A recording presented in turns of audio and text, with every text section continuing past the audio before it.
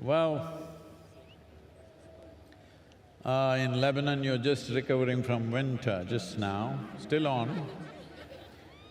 Well, most of the leaf from the tree is down, most trees are bare. If these leaves, which have done their business, if they don't come down, do you think fresh leaf can come up?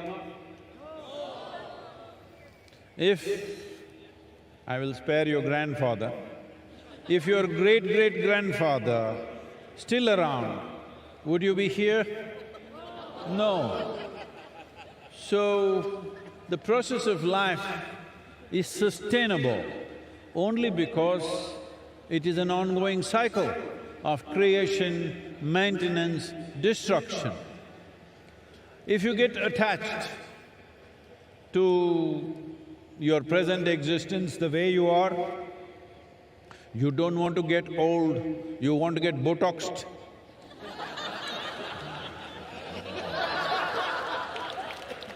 You don't want to look old, what's the problem? Hey, what's the problem with me?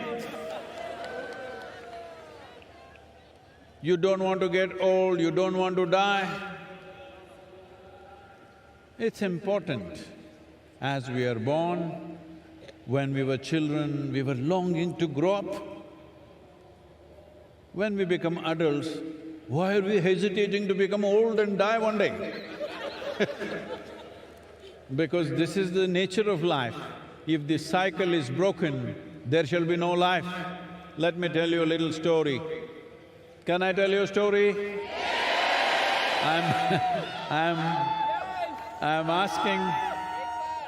I'm asking your permission because for most people, if I say once upon a time, they think it's bedtime. This happened not so long ago. A rich man, a rich family built a nice new house. It is part of the culture here that when you build a new house, generally in the rest of the world, they will party, they'll get drunk and get sick on the second day of going into their new house. But here, they will invite a sage, a seer or a yogi to come and bless their house. So, they invited a yogi. He arrived. He's a yogi. But they welcomed him like a king. They did all the best things that they can do to a guest, fed him well. Then time to leave is coming. So both husband and wife came, prostrated themselves in front of the yogi, and then they said, "Please give us a blessing." Yogi raised his hands and said, "First let your father die, then you die, then your children die." They said, "What?"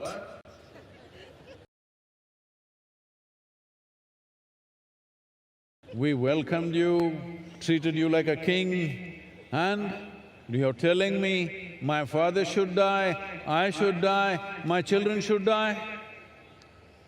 The yogi was bewildered. Did I say something wrong? What is this nonsense? You're asking all of us to die. I said, I'm not asking you to die. You're anyway dying short. Hello? Are you all dying short? Yes. Right now full of life, but dying sort. When you are the dying sort, isn't it best that first your father dies? If you die before him, that's not good. If our children die before us, that is not at all good. Hello? So first father dies, then I die, then my children die. Everything is natural order of things, perfect. Hello?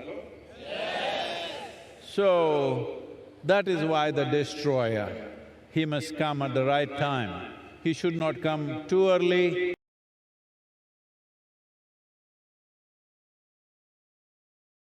or too late.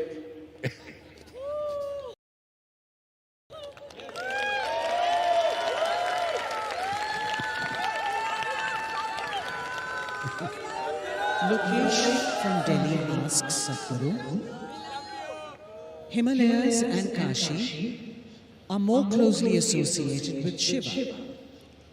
Instead of those places, why did you choose southern India to establish Adiyogi and celebrate Maha ShivRatri?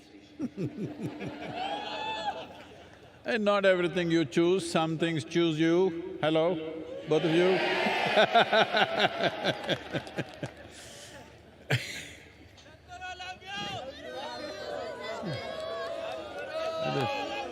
This Lebanese lady has a lot of questions, let me answer.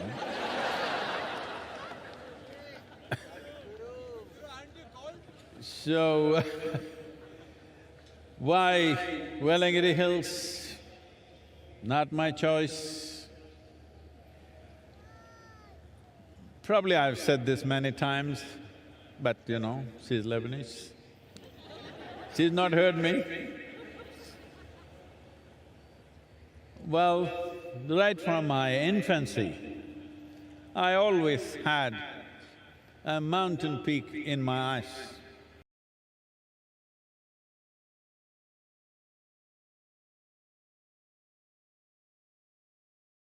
In the background of my vision, always a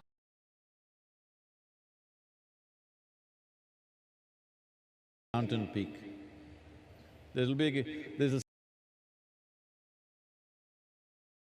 sound crazy, because till I became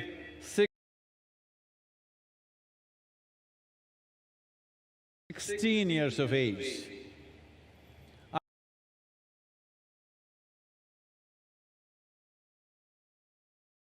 I thought there are mountain peaks in everybody's eyes.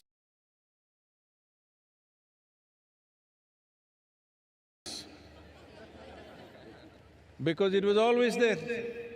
When I am awake and asleep, it was always there. When I was around 16, you know, that's when you really start talking. Then I realized nobody has mountains in their eyes, just me. So I started trekking. I trekked Western Ghats, almost every peak. In these 1700 kilometers from Karwar to Kanyakumari, I did 11 times. And climbed every peak. Then I realized I'm not finding it, it's somewhere else. Then thinking it could be, because everybody in India was talking about Himalayas. So when I was 19, for the first time, I went to Himalayas. The moment I saw those peaks, I know it's not there, because they're very different in their structure. But from the age of 19,